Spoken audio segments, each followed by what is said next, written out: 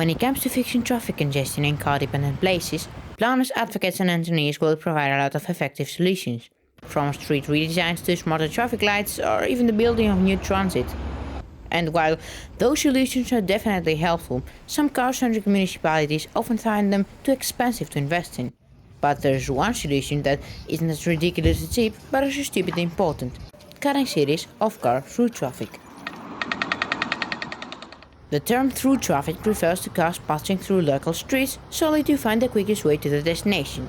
This makes total sense for people, but vehicles are an extremely ineffective way of managing space. A diagram 1500 here, for example, takes as much space as 6 bicycles and 24 pedestrians, which, if you think about it, is pretty crazy, and it's neither uncommon for these vehicles to be driven by one person and sometimes even unloaded. Of course, cars and journey vehicles are often needed to travel to places far away, while the alternatives are slower and carry heavy big things. But when everybody drives straight through the city, this creates a lot of congestion, which is also unpleasant for drivers themselves.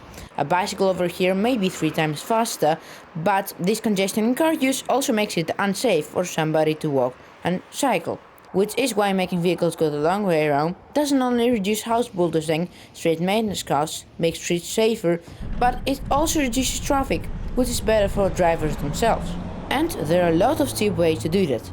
When streets are straight and everybody is a bloke, usually this is done by making streets one way and changing the direction every 2 or 3 intersections, but when a local street is used as a shortcut by drivers, usually model filters are installed.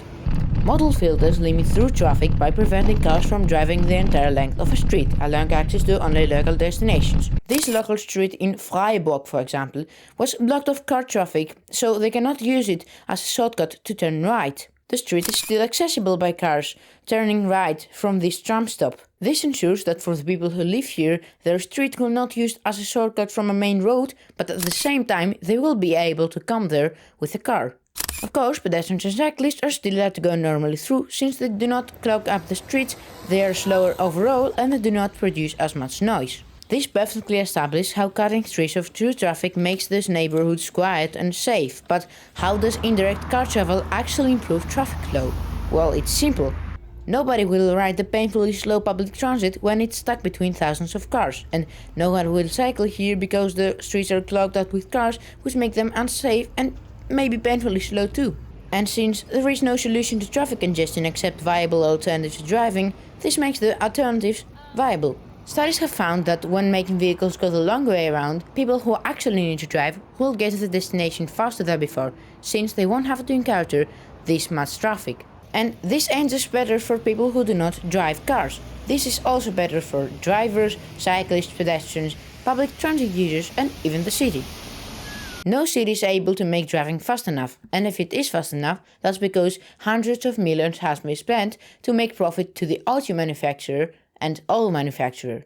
This has gotten so bad nowadays that suburbanites cannot even imagine fast cycling on transit, and they consider it a dangerous and tiring solution for the poor. And it's not surprising at all that even in places like the Netherlands, where cycling and transit is top priority, car drivers are extremely satisfied. And some people even consider it to be the best country in the world to drive in. But except of model filtering, there's an extra step they took: separating roads from streets. The official planning manual, as well as the COV, officially categorizes roads in 3 kinds: the toegangswegs, gebiedsontsluitingswegs, and stroomwegs or sneelwegs, as I had recently. The toegangswegs are simply the quiet streets. Those are model filtered, which means cars cannot use them for through traffic. Some toegangswegs may be more main, connecting the city's quiet streets with the city's road network. The road network usually has roads running at the outskirts, as no roads should be running around the city center. Moreover, cities like Amsterdam, Utrecht and Groningen have started to implement some roads with only 2 lanes, 1 lane per direction. Those have been proved extremely effective, as they do not have traffic lights, is cheaper for the city, it adds more green space as well as makes them beautiful. This implementation on the gebiedsontsluitingswegs also have an extra benefit: those of the left turning lane. In other words, when the island in the middle is wide enough, cars can firstly make the 90-degree turn and then just keel to the right. Heavier traffic can require more complex intersections, but those are able to be constructed, such as this perfect example in Utrecht. At this time of the video, an animation showcasing the before and after various travels would be shown. I spent about 32 hours creating, or actually more, but it just couldn't work. I had to simulate traffic congestion, demand in the city, intersections, first transit modes, traffic coming, realistic speeds, turns, traffic lights, and all of this together in the same image by a lot of vehicles and people while prioritizing some of them. At about 30 hours past, I was pretty clear this wouldn't be easy, and I gave up. I also didn't have the budget to pay somebody to animate it, and most importantly, find somebody with the knowledge that can animate with all those considerations and factors.